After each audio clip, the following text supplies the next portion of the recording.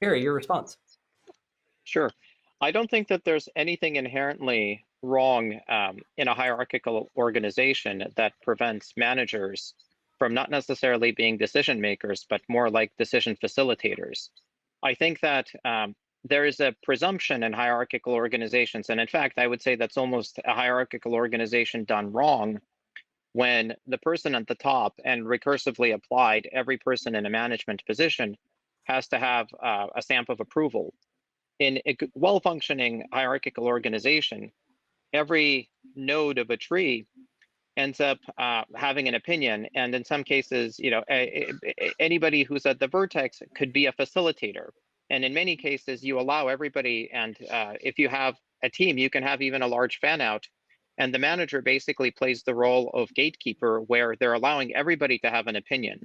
And so you could have a meritocracy of opinions, synthesize all of those opinions, and then either roll them up or present the top three to your manager, and subsequently so on and so forth. So it doesn't necessarily have to be that the manager is always the decider. In fact, some of the best managers are the best listeners. And so they essentially facilitate the conversation across their teams, and they make sure that every person on the team has an opinion that's being heard and given an opportunity to speak, and then take the best ideas and either have them be voted on by a group or collect as many as possible and then present them to their manager, and so on and so forth until the best ideas surface.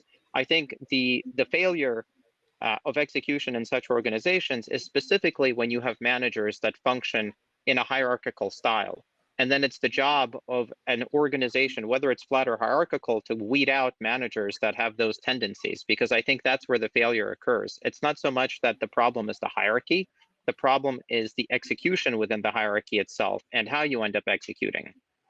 Lastly, I think that ideas, or how ideas are generated, is more philosophical. If the organization is open and allows for a natural democracy of ideas, then any individual, regardless of how far down in the chain they are, if they're given an opportunity and their managers presents it such that they're given an opportunity to escalate their ideas, then those ideas will naturally gravitate to the top. And I've seen that happen even in fairly large organizations or small organizations that grew organically.